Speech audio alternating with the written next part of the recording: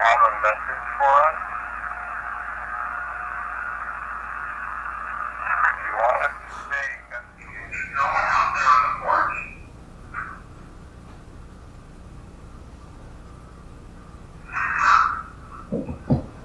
What was that? I'm not going to say anything else. Just be quiet. You can say whatever you like.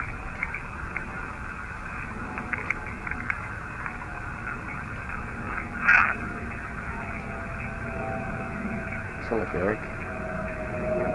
Yes. Silent Area.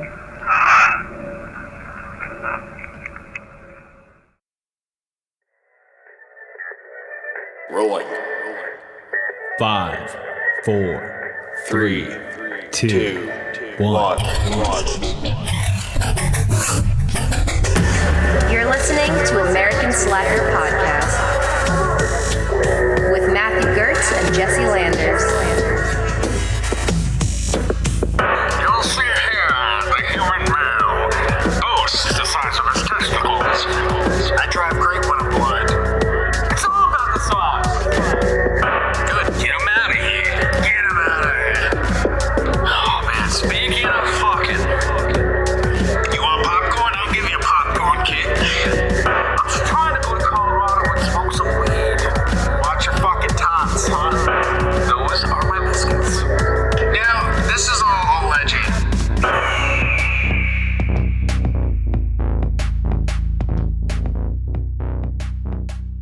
Welcome to American Slacker Podcast. As always, I'm Matt. And I am Jesse. Today we are joined by our guest, Eric Vanderlaan. Thanks for coming on, man. Thanks for inviting me. Oh yeah, man. We're fucking glad to have you here, and we're fucking curious about what you do. So why don't you tell the people a little bit about yourself? Well, I'm a paranormal investigator. Been doing it about 8 years.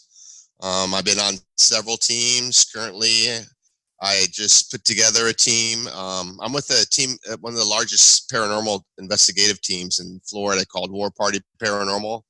That's an awesome name. Dude, Yep. yeah, badass. Well, I don't know if you saw the chief logo that we have. Yep. That's Chief Whoopin' Ass. Nice. Call him. So anyway, yeah, we cover South Florida, maybe a little further north.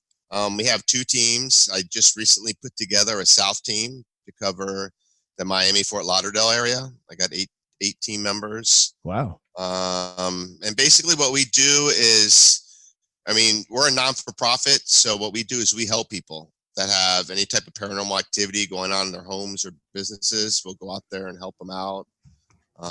Something going on there, we can cleanse it, bless it. If there's nothing going on and they got mental issues, we even got people that can help them with that. Oh, wow. And basically what we do down here is we do a lot of ghost hunting events at known haunted historical locations just to promote our name and put our name out there. So people know what we do and, you know, they can reach out to us. We got like 4 locations right now, hoping to work on 3 more. And it's my passion. It's what I do. When you say locations, you're meaning like places like you're going to work on, like something's going on there? Well, when I mean locations for events, they're usually historical locations. Okay. For example, last night we did one at a railroad museum. It's called the Gold Coast Railroad Museum in Miami. Oh, wow. Previously, back in the 1950s, it was a naval air station. And there's a lot of weird stuff that goes there. They used to store the blimps, the airships in these big hangars. And there was a time where one of the blimps blew up and killed a lot of the Navy personnel. Oh, damn. So there's a lot of weird stuff going there. And then there's stuff like with the trains. There's a lot of historical trains. There's a presidential train that Truman, Roosevelt used to ride. And there's the Army medical car. I think there's stuff lingering there. And wow. I don't know. I believe spirits like attach themselves to things. Mm. And it sounds like a lot of these more historic locations, that's where you'd find this kind of activity. Yeah, usually when like dramatic things happen, for example, like, I mean, we do various places. I mean, there's other places that we go to that aren't historical. Well, I guess they are historical, but we, like, for example, we've been going a lot to an abandoned correctional facility up in Belglade, Florida. It's near West Palm Beach. And, you know, a lot of shit happens on in the correctional facilities. And we've gotten some weird stuff there. I mean, that place is like one of the most active places I've ever investigated. Anywhere from demonic things. What have you seen there or experienced? I haven't seen anything. Basically, I've heard things. This prison was been abandoned for about 7 years. It's in the middle of nowhere, a bunch of sugarcane fields. There's this church chapel that's on the prison that someone was, I guess, a group of satanic worshipers were there. And they had spray painted the place and put symbols on it. They had candles, like they just did a ceremony there. And when you walk in there, you can feel the heavy feeling. I mean, I'm not sensitive. I rely on my equipment. I'm more of a tech guy. Okay. We do have mediums, spiritual mediums that can sense things. They were sensing things. They were getting touched. And for the first time, I felt something. I just felt like a strong vibration in my body, like coming out. And I felt like I was being pulled down. It was really weird. And then usually when we go in those type of places, we try to, protect ourselves. So I had one of my co-founders. She saged me with sage. It's supposed to cleanse you from any evil spirits, and blessed me with holy water. And it's like the weirdest feeling I ever felt. It's like taking a huge bong hit, and this whole relaxation like came into my body, and like all that negative energy just like escaped. It was pretty cool. It sounds like there's like sort of a multi-prong approach to these investigations, like in terms of using technology, blessing yourself with sage. You're sort of covering the bases, right. Make sure. All right.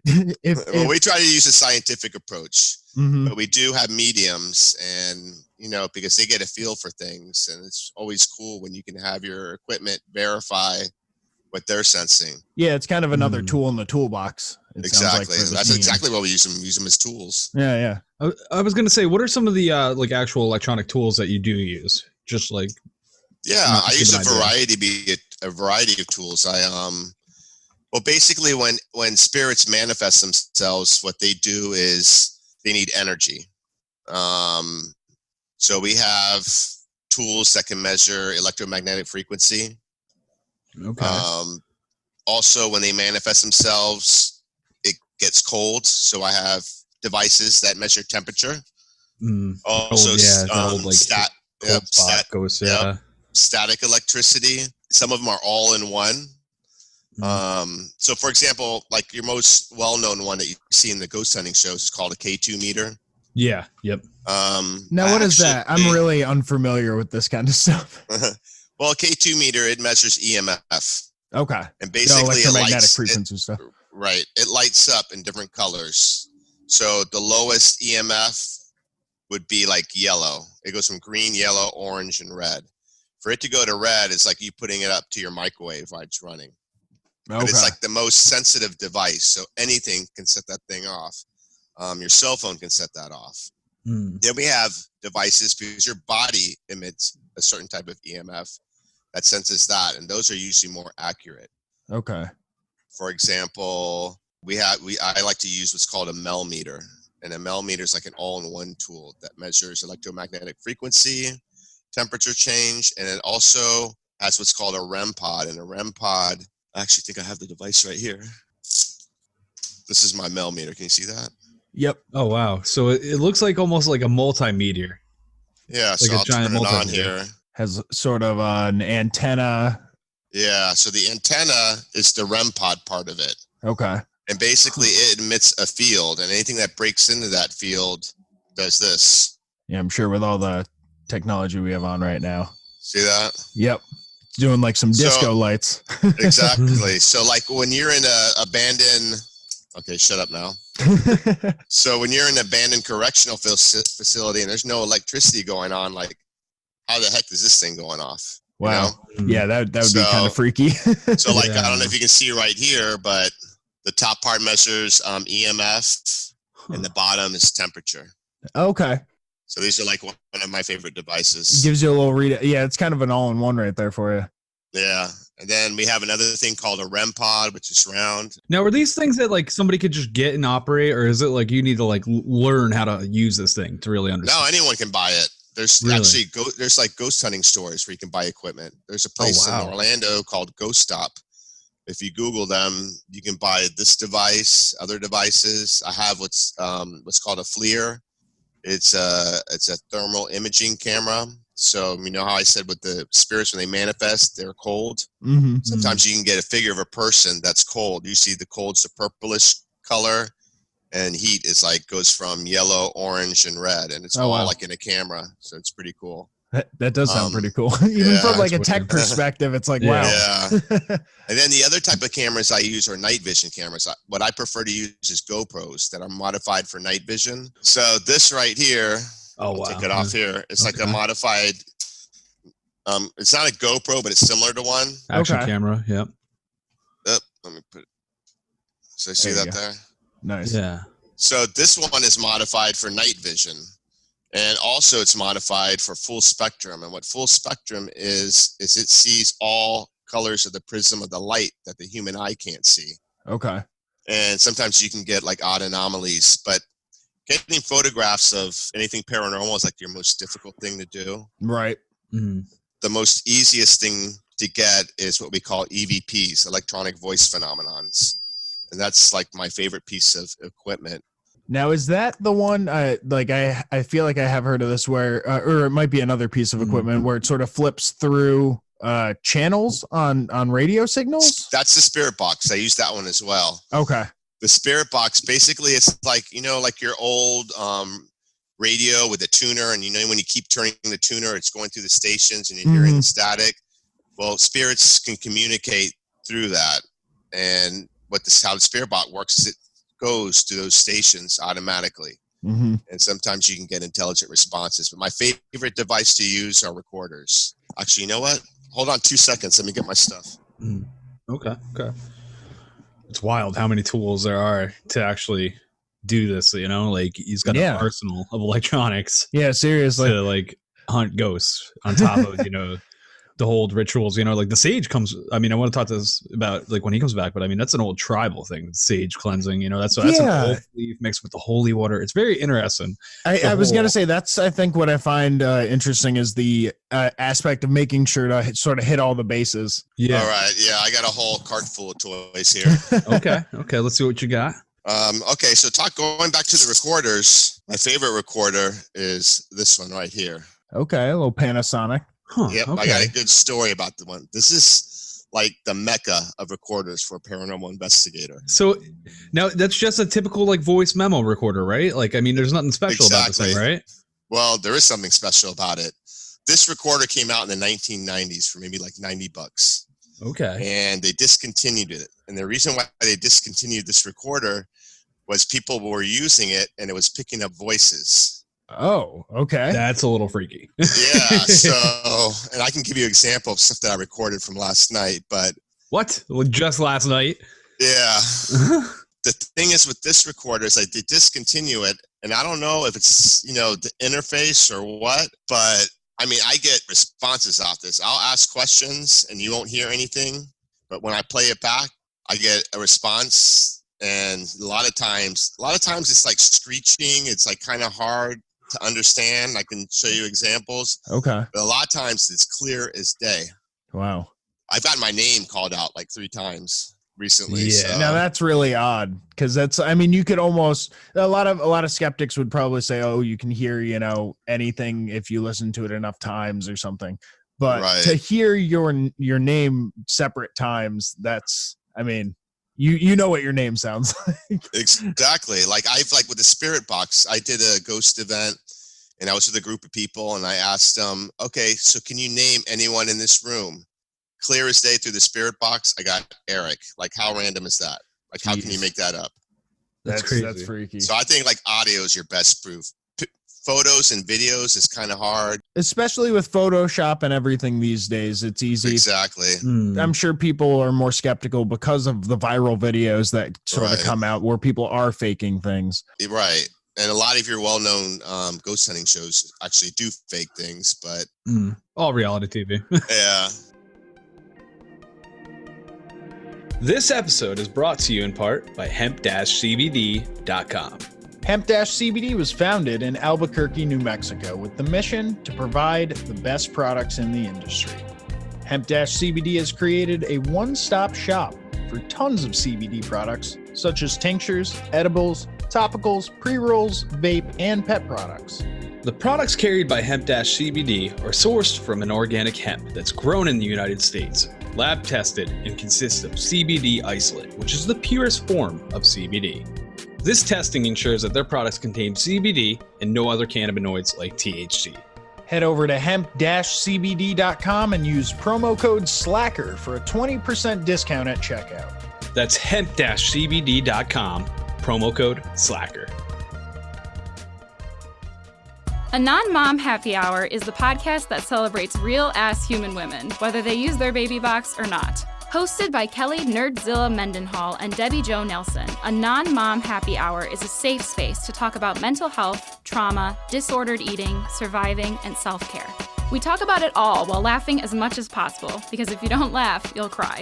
Each week is a new episode, and every other week we interview badass women from around the US and the world. If you like to laugh, feel like you've never quite fit into most lady groups or podcasts because you're not a mom, or are a mom who needs a break from momming for an hour, you should come hang out with us. A Non-Mom Happy Hour, bringing healing through laughter and community. Streaming basically everywhere you could possibly want to find us. Remember, always be a real-ass human. To check out the podcast, visit anonmomhappyhour.com.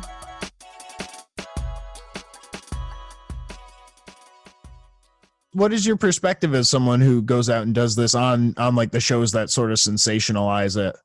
Is it anywhere near the reality of like what you go out and do, or is it completely off base? No, it's pretty close. Exactly what we're doing. But I think a lot of times they over dramatize it to get people to watch it. That's reality TV for you. Yeah, because to tell you the truth, ghost hunting, doing a paranormal investigation can be quite boring. I mean, you could be sitting there all night in the dark asking questions and not getting anything the whole night. And a lot of times you think nothing's going on, then you go back and review the equipment, and then you're like, holy crap, I just got something.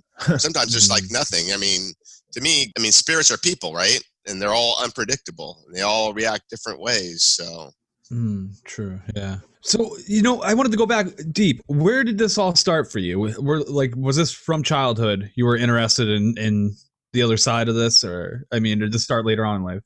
I've always been a curious child. Okay. I don't know how old you guys are, but I've always been into those shows like In Search Of.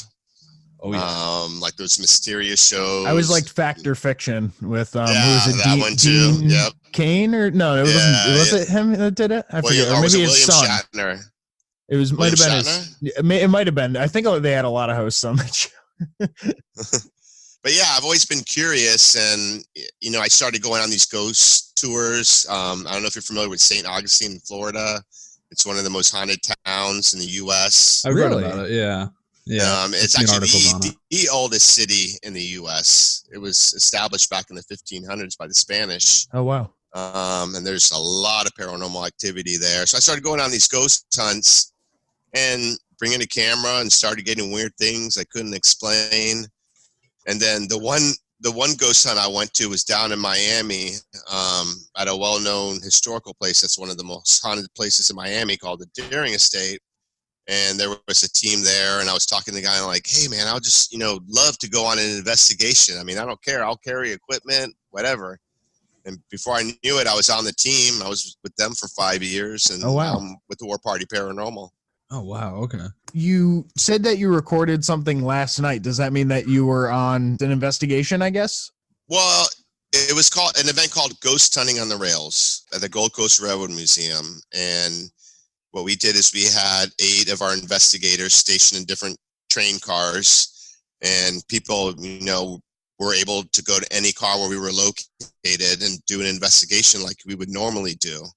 So I was in this one car that's a lounge car, and just started getting some weird EVPs. I had to delete a bunch of them because my file was getting full because it was so crazy, but we ended up getting a spirit that was angry. We got a get out. We got that he was murdered, that he fell off the train. I don't know if he was pushed or what. And the weird thing, it was like, it didn't seem like he liked me because, I'm holding this in my hand trying to get recordings, and I would get absolutely nothing. But when I laid it down and put it away from me, then it would like start talking like crazy. I also had my meters out, and there was no electricity in the car. Let me see if I can show you a few of them. I had everyone turn their cell phone off so it wouldn't set off the meters. This is actually a REM pod here. Oh wow, it's like a little circular, another little disco kind of ball. Disc with lights on it and a little antenna. And this senses EMF, static, and temperature change. So anyway, it was weird because I had all my meters set up, and as soon as I turned around and walked away from it, it would start going off. Huh. So I don't know what's going on, but I thought that was really odd. That's never happened to me before. But I can play you an example of one. I just got to find one. Awesome. Yeah, definitely. I'll play the last one. The last one was like everyone had left, and I went and left my recorder in that lounge and then walked away and came back. And you can't make out what it's saying, but it sounds like something's angry, but I'll play it for you. Tell me if you can hear it all right.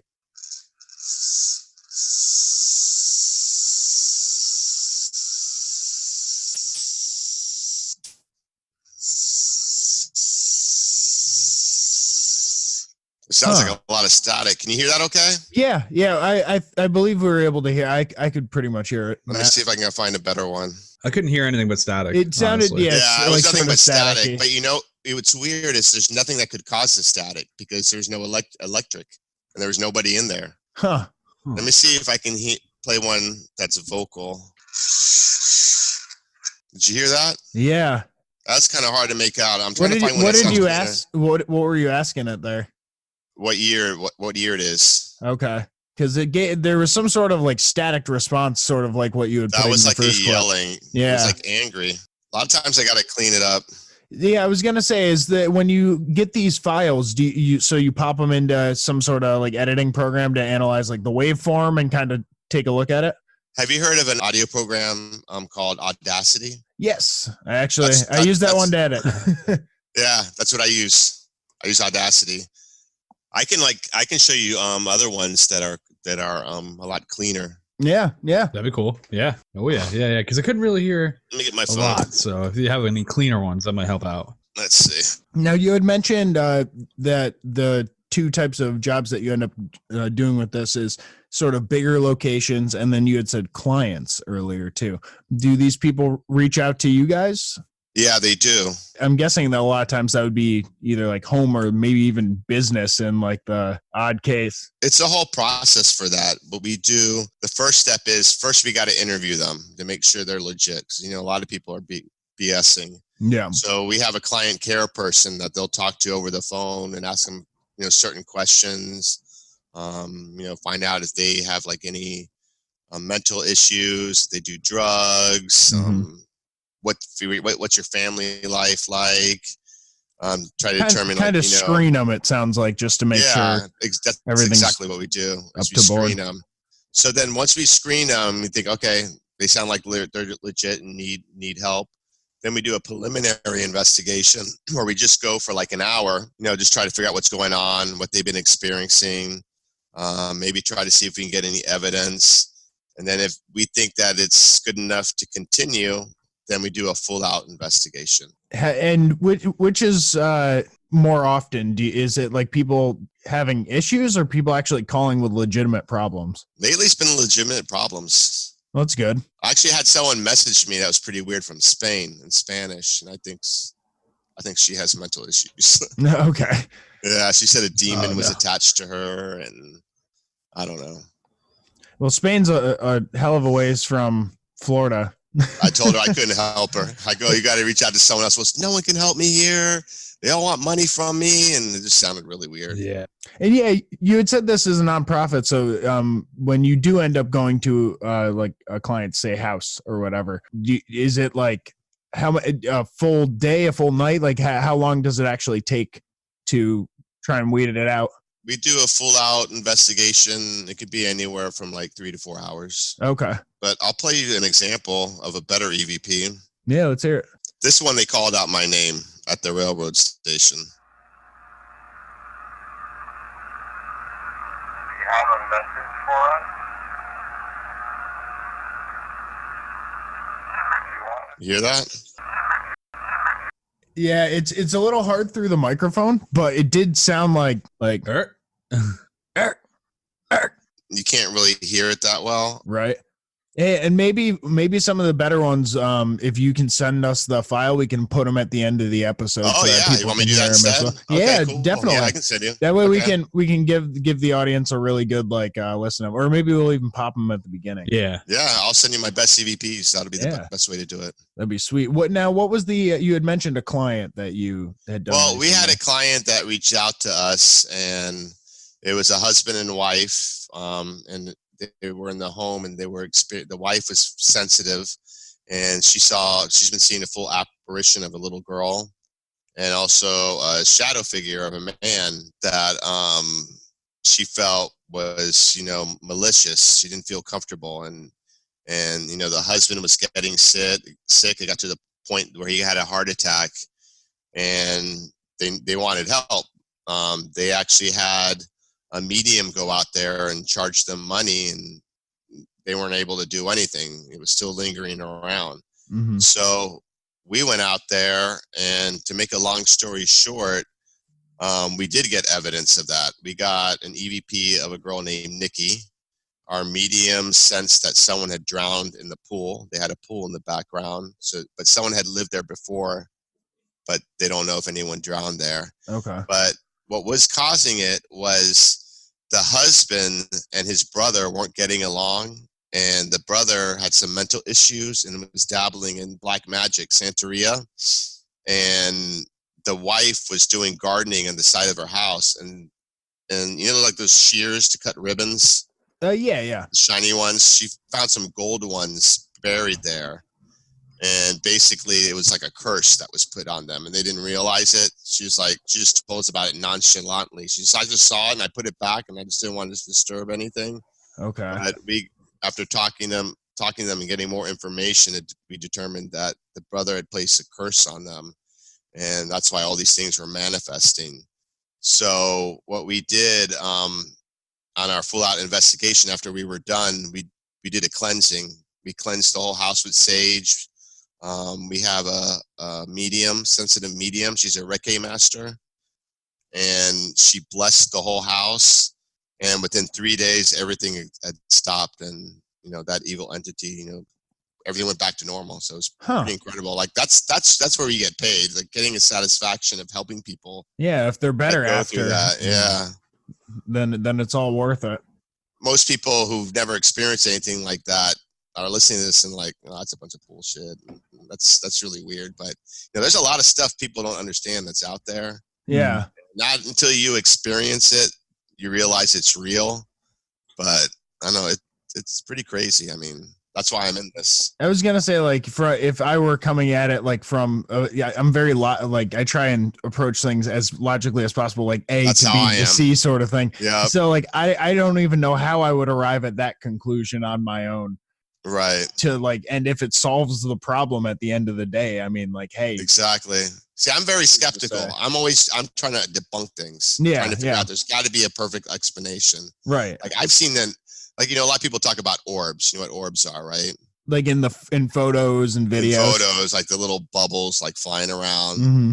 Those aren't real. Orbs, when taken from a camera, can be moisture, can be dust. There's a Sony camera and the instruction manual in the back. This tells you what an orb is and how it's created with the flash and the viewfinder of the lens. Oh, wow.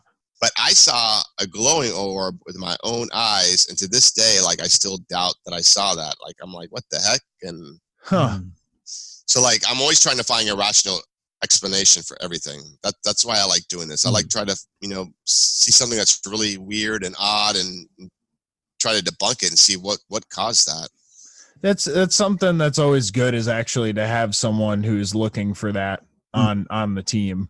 Because then they might see any holes where you're actually missing something. Yeah, and we don't fake stuff, because once you fake one time and people find out about it, you lose your legitimacy. Right. So we're a very legit team. Support for American Slacker comes from Manscaped, who's the #1 in men's below-the-belt grooming. Manscaped offers precision-engineered tools for your family jewels. I don't know about you, Jesse, but I am sick and tired of being outmatched by these razors and traditional trimmers that you get in the store, and no matter what, they fucking snag your nuts. That's why Manscaped has redesigned the electric trimmer. They have a Lawnmower 2.0 razor, which they have sent our way, has a proprietary skin-safe technology, so you won't get those nicks or snags on your nuts. Nice! Manscaping accidents are finally a thing of the past. Yeah, and with our 20% off code plus free shipping, you're going to be saving a bunch of money and getting some great products that won't end up making it look like a war zone down there. All you got to do is enter Slackers at checkout. Manscaped.com. 20% off. Get your anti-chafing ball deodorant, your sweet Lawnmower 2.0. Your nuts will thank you later. You can even rep them by getting yourself a Manscaped.com t-shirt. So head on over to Manscaped.com, 20% off at checkout, enter code SLACKERS. Get your ball swag here.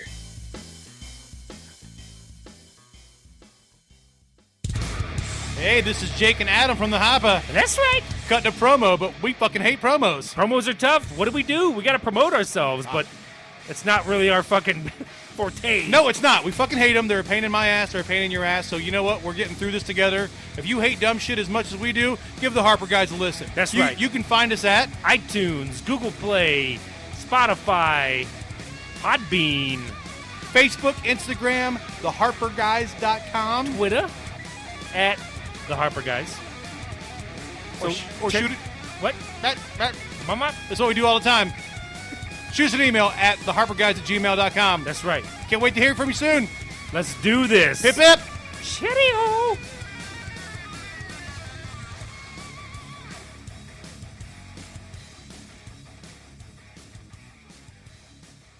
Have you guys ever experienced anything? I mean, you know, we've spent a lot of time in crazy abandoned places. I mean, I'm sure we've had like random things like doors shutting, you know, with no wind and weird stuff like that. But you know, nothing crazy. Yeah. Now, Matt, were you with us the time at the Christmas tree farm in the car? Yeah, with the lights. Yeah, with the lights. Yeah, that was me driving. We were all under the influence of marijuana. I will. Yeah, I will maybe put that alcohol out there. too. A little bit. I don't know. That will heighten your senses, by the way. Yeah, it seems that way But, because we ended. It was weird saw because this. we were like watching movies on like a portable DVD player in the car, just smoking at this Christmas tree farm out in the middle of nowhere in New York. Right. And we saw what we thought was a light kind of really far away, and we were talking about it too. We like mentioned it to each other, like, "Oh, do you see that? Oh, it must be a car on the road in the distance." But then like a little while later, we kind of all looked up from the movie, and there was a light in front of the car, like probably maybe 100 yards or something. Yeah, Matt, but it maybe, was like, it was up. It wasn't on the ground anymore. It wasn't on the ground. It was like above, like it was Yeah. up by like 30, 25 feet. Something But you like both that. saw it. Three people. Everyone in the car saw it. We all because yeah. we drove the hell out of there Yeah. right when we saw that. Yeah. Because we forgot thought, about that. maybe it's someone with a flashlight or something, but it was like higher up. Like a UFO? That's what we were like saying. That's what we think, honestly, because we like. I mean, if I don't know. I'm very skeptical Yeah, of we're even skeptics, what but I saw, but we definitely saw something that night, and it was weird. In the middle of nowhere, so there's no street lights or anything. Before you think like, we were oh, driving past it, and like it's not normally when you drive past a light, unless it's pointing at you the whole way, like you see whatever is holding the light, and it was just light the entire way. yeah, like So a ball. Interesting. who knows what that Who knows? was, but Yeah. that happened. But I mean, yeah, it's just a weird experience, and you like, oh man, you wish you could know. Yeah. Wish Well, you could know. the craziest thing I've ever experienced was at another abandoned correctional facility that's now completely tore down, a bunch of warehouses. It used to be the Broward Women's Correctional Facility. Okay. And I don't know if you guys remember the movie Monster. Charisse Theron was in it. Yep. He played About Eileen Warnos. yeah. The notorious serial female. killer. Yeah. The hitchhiking killer. Yep, she was a prostitute that was hitchhiking. She'd pick up people, men, and kill them and rob them. Mhm. Well, she was locked up at that facility.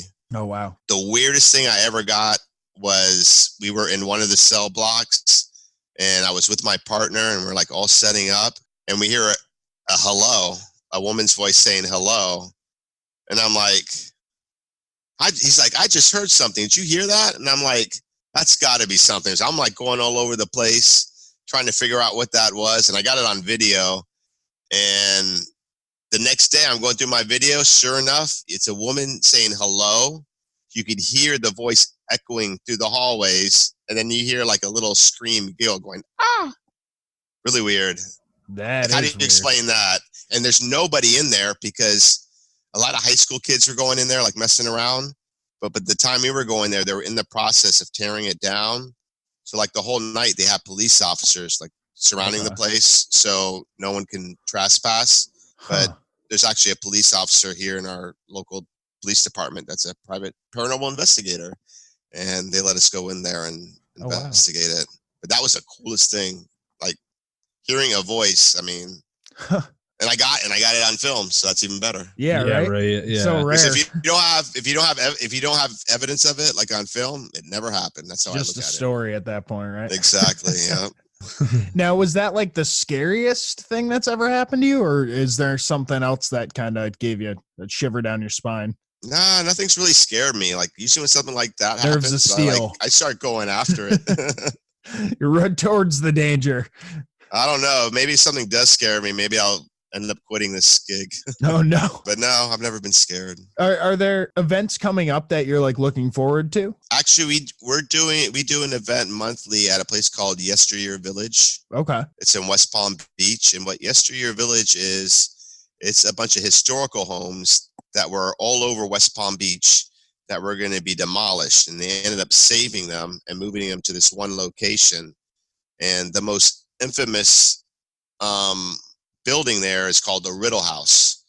Now, the Riddle House, that was featured on Ghost Adventures. Oh, really? Yeah, that place, I mean, they did fake some stuff in there, but that place is the real deal.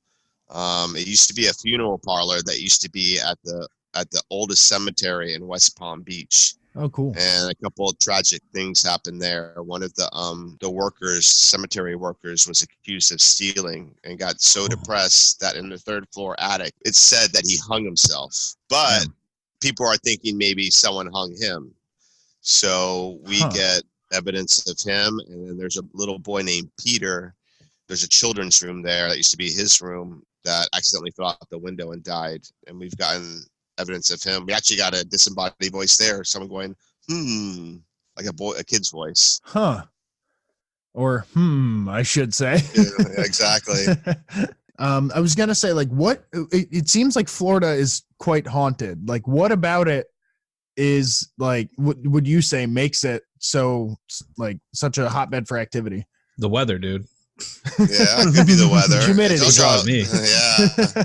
Well, there's a lot of Native American history going back, like, before Columbus. Yeah. The Tequesta Indians. I mean, South Florida, there's Indian burial mounds all over the place. And then, you got your history where, like, the Riddle House, something tragic happened there. It's because maybe something tragic happened and they don't think they're really dead. Or maybe they're like Joseph, he's trying to vindicate himself that he didn't steal. And maybe he just wants people to know that. And maybe that's why he's lingering around.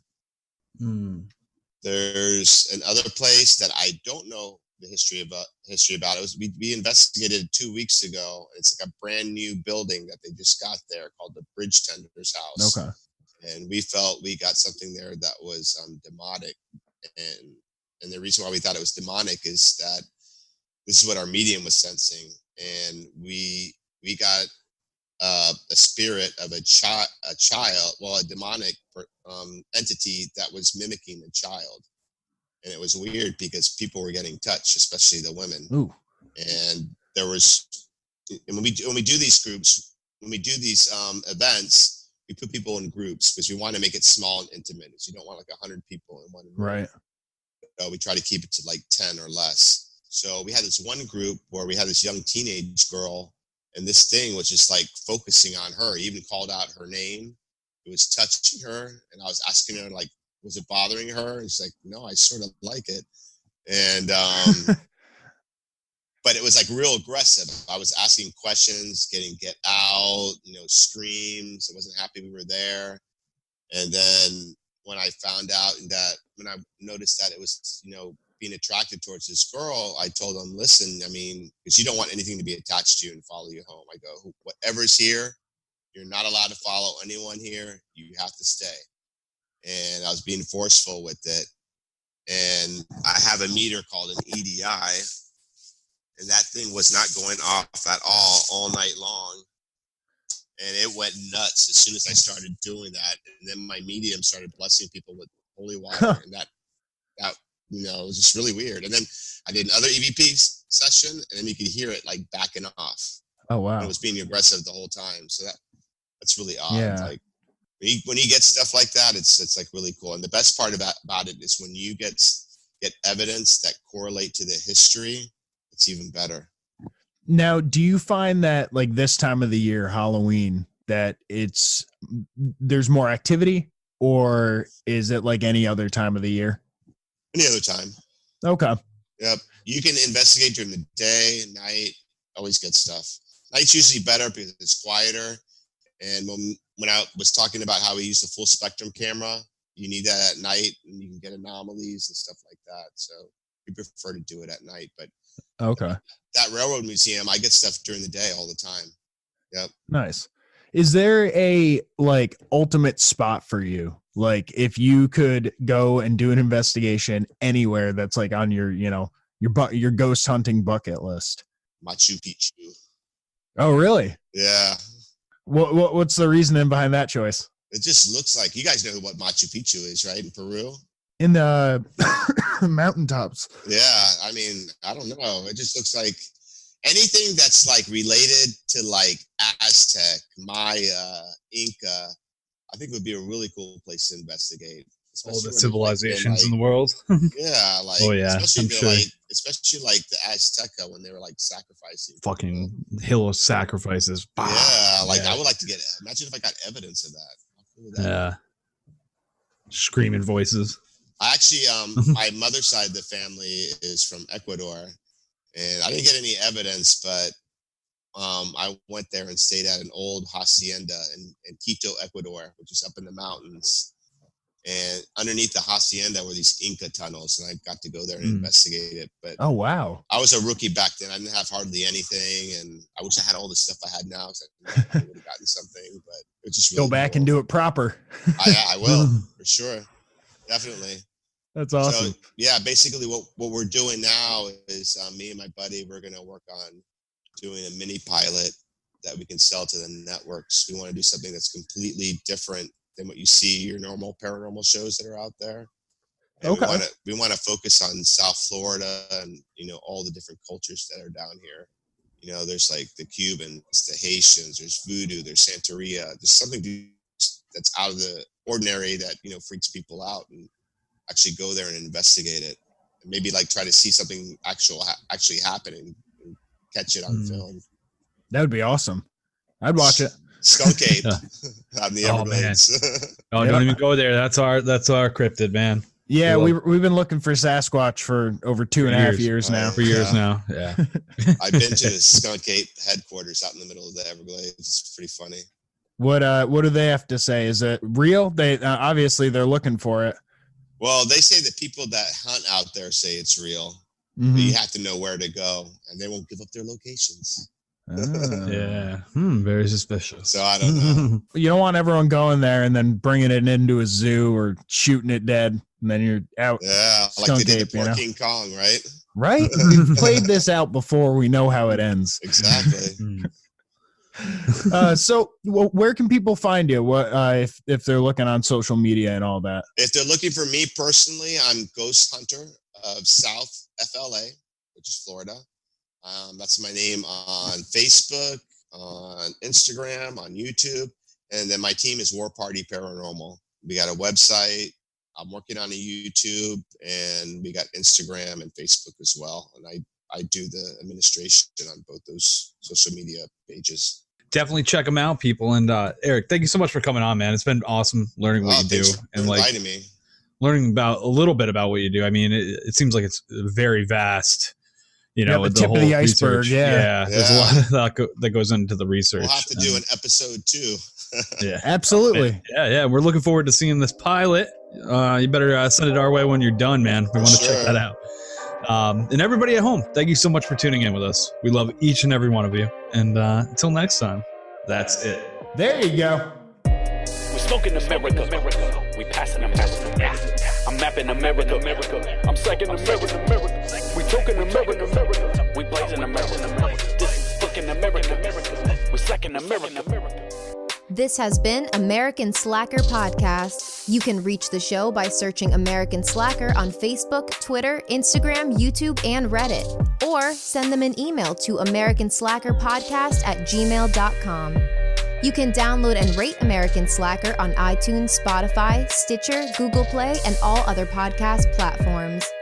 Visit the show's website, aspodcast.com, where you will find every episode, official merchandise, and links to their Patreon if you would like to support American Slacker. Give me a minute. Think about the seconds that are passing. Man, I gotta go and get it, grab it. Why you gotta go and act savage? Smoking weed, I gotta feed the habit. Now I'm on some other shit. Things that I gotta go get. Medical all on my slip. You falling like dominoes, bitch. Stuck in my ways, fucking high days, fucking sideways in the driveway. We smoking America.